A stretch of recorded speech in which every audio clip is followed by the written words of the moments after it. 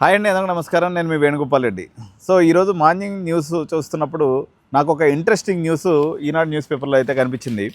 మన ట్రంప్ తాత ఎవరైతే ఉన్నారో మన అమెరికన్ ప్రెసిడెంట్ కొత్త విషయాలు మాట్లాడుతూ ఉన్నాడు అనమాట. ఇదేంటంటే గోల్డ్ కార్డులు అని చెప్పేసి ఒకదాన్ని ప్రవేశపెట్టడం అయితే జరిగింది. అమెరికాలో అంతకుముందు EB-5 వీసాలు అనేవి ఉండేదండి. EB-5 వీసాల ప్లేస్లో లాస్ట్ టైం ట్రంప్ అడ్మినిస్ట్రేషన్ అప్పుడు కూడా EB-5 వీసాల విషయంలో ఆయన చాలా వ్యతిరేకతగా ఉన్నాడు. ఇది సరైనటువంటి విధానం కాదని కూడా ట్రంప్ చెప్పడం జరిగింది.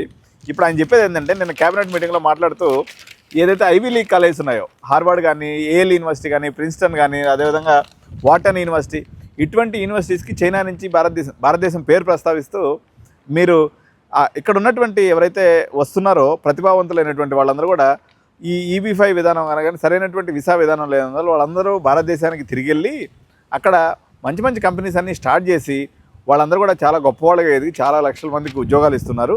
కాబట్టి ఇటువంటి ప్రతిభావంతులను మన దేశం వదులుకోవద్దు, వాళ్ళకి మనం గోల్డెన్ వీసా ఇద్దాము అనేటువంటి ఒక ప్రతిపాదన కూడా చేశాడు. అట్లా కాకుండా మొత్తం మీద ఆయన పెట్టుకున్నటువంటి లక్ష్యం ఏంటంటే, ఒక 10 లక్షల మందికైనా సరే మనం ఈ గోల్డెన్ వీసాని ఆఫర్ చేసేద్దాము. 43.5 కోట్లు ఎవరైతే డబ్బులు కట్టేస్తారో వాళ్ళకి వచ్చేసి మనము ఇన్వెస్ట్మెంట్ వీసా కింద వాళ్ళకి గోల్డెన్ వీసా అనేటువంటిది ఇద్దాము. దీనికి $10 మిలియన్ మొత్తం 43.5 క్రోర్స్ అండి మన ఇండియన్ కరెన్సీలో. ఇది కానీ కట్టేస్తే మనకి గోల్డెన్ వీసా వచ్చేస్తుంది. మీరు ఒక విషయం దీంట్లో మనం దానికి ఏం రూల్స్ పెట్టట్లేదు. ఆయన దానికి చెప్తున్నటువంటి రీజన్ ఏం చెప్తున్నాడంటే, ఇప్పుడు ఈ 50 కోట్లు పెట్టి ఇండియాకి వచ్చినాడు, మన అమెరికాకు వచ్చినటువంటి వాడు ఖచ్చితంగా బాగా సంపాదించినోడు అయి ఉంటాడు, బాగా తెలుగులో అయి ఉంటాడు. కాబట్టి వాడు మన దగ్గరికి కూడా వచ్చి ఎంప్లాయ్మెంట్ ఇస్తాడు. తద్వారా మన దేశానికి చాలా ప్రయోజనం కలుగుతుంది.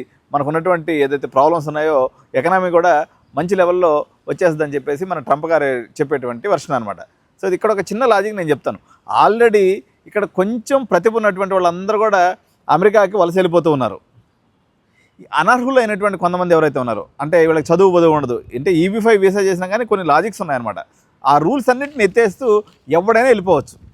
ఇక్కడ ఒక పెద్ద స్కామ్ చేసినప్పుడు ఏముంది, మామూలు ఒక చిన్న కాన్స్టిట్యున్సీ ఎమ్మెల్యే కూడా 100 కోట్ల రూపాయలు ఖర్చు పెట్టేస్తున్నాడు. ఈరోజు ఆసానిదే 100 కోట్లు లేని ఇప్పుడు హైదరాబాద్ కాన్స్టిట్యున్సీలో అనేది దగ్గర 150 కోట్ల పైనే ఒక ఎమ్మెల్యే ఖర్చు పెడుతున్నారు.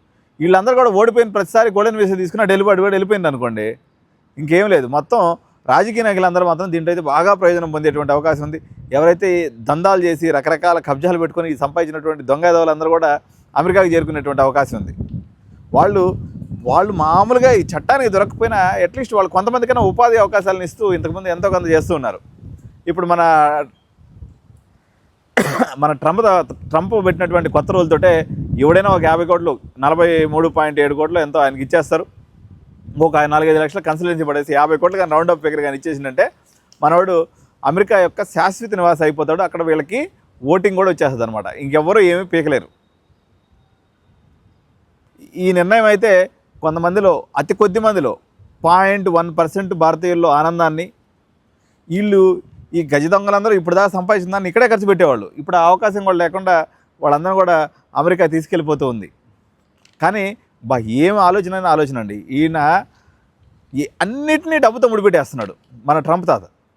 ఉక్రెయిన్ వాడు రష్యా వాడు కొట్టుకుంటే నేను మధ్యలో ఈయన తగుదనమ్మంటే పోయి ఉక్రెయిన్ వాడితో బేరం పెట్టాడు, రష్యా వాడితో బేరం పెట్టాడు. ఫస్ట్ పోయి పుతిన్ని ముద్దు పెట్టుకునేసరికి ఈడు ఇంక తప్పేది లేక ఉక్రెయిన్ వాడు కూడా అత్యంత విలువైనటువంటి ఖనిజాలు ఏవైతే ఉన్నాయో ఉక్రెయిన్ దేశంలో ఉన్నాయి, ఇది రష్యా ఆక్రమించుకున్నటువంటి ఉక్రెయిన్ దేశంలో ఉన్నాయన్నమాట.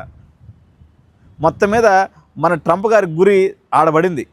అందుకని ఇద్దరిని మడత పెట్టేసి సంకలో పెట్టుకుని అమెరికన్ కంపెనీకి ఈ యొక్క ఏదైతే అత్యంత విలువైనటువంటి ఖనిజాలను ఎత్తుకుపోవాలనేటువంటి పెద్ద పథక రచన చేశాడు. ఇది అమెరికన్లో ఆనందాన్ని, మామూలుగా అమెరికా ఏంటంటే పెద్దన పాత్ర అనమాట. ఇద్దరు చిన్న తమ్ముళ్ళు కొట్టుకుంటున్నప్పుడు దాంట్లో ఎక్స్ప్లాయిటేషన్ చేసి వీళ్ళిద్దరి మధ్యలో ఈయన ఇటువంటి బిజినెస్ అవకాశాన్ని చూసుకోవడం అనేది ప్రపంచం చాలా వింతగా చూస్తూ ఉంది. ఇక్కడే కాదు, ఇంకొక మాట అంటాడు, పాలస్తీనాలో ఏదైతే గాజా ప్రాంతం ఉందో గాజా వాళ్ళందరినీ తలకాయకి ఇంత అని చెప్పేసి ఇచ్చేస్తే మీరు అందరూ వెళ్ళిపోండి, వేరేది ఎక్కడో సెటిల్మెంట్ ఇచ్చేస్తాను, ఈజిప్ట్లో కానీ జోర్డాన్లో కానీ మీకు అవకాశం ఇస్తాను.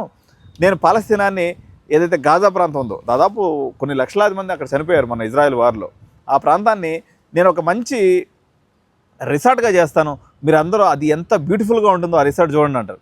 మొగుడు అంటే వాళ్ళు బాధలు పడి వాళ్ళందరూ ఇజ్రాయెల్ వార్లో దాదాపు 40,000 మంది సజీవ సమాజం అయిపోతే ఈయన ఇప్పుడు దాన్ని రిసార్ట్ చేస్తాను మీరు అక్కడ కూర్చొని ఎంజాయ్ చేయమంటాడు. అంటే ఇది యాక్చువల్గా ఆయన ఇంటెన్షన్ బ్యాక్ ఎండ్లో ఇంకోటి ఉంటుంది. ఏది మన ఇజ్రాయెల్కి సపోర్ట్ చేయటం. సో ఇది ఒక ఇంపార్టెంట్ న్యూస్ అండి. ఇక మూడో న్యూస్ తాజాగా నాకు బాగా గమ్మత్తుగా అనిపించినటువంటి మూడో న్యూస్ ఏంటంటే, మన ఎవరైతే కిమ్ బాయ్ ఉన్నాడో, కిమ్ ఉన్ జుంగ్, మన నార్త్ ఆఫ్రికా ప్రెసిడెంటు, బాబు ఇక ఇప్పుడు దాకా నేను మూసిపెట్టుకున్న చాలు, ఇంక అందరూ వచ్చేసండి, విదేశాలందరూ కూడా నా దాన్ని కూడా టూరిస్ట్ దేశంగా చేసేస్తున్నాను, మీరు అందరూ కూడా రండి అని చెప్పేసి అందరికి కూడా విదేశీయులకి ద్వారాలు తెరిచిండు. ఇదైతే బాగా గమ్మత్తైన న్యూస్గా చెప్పొచ్చు. ఇంటర్నేషనల్ లెవెల్లో ఈ మూడు విషయాలు అయితే మన ఎడ్యుకేటెడ్ పేరెంట్స్ ఎవరైతే ఉన్నారో ఇది అవేర్నెస్ పెంచుకోవాల్సిన సబ్జెక్ట్ కాబట్టి ఈరోజు ఇటువంటి వార్తా సమాహారాన్ని ఎడ్యునైన్ కెరియర్ గైడెన్స్ మీకు అందిస్తుంది. Thank you so much. జై హింద్.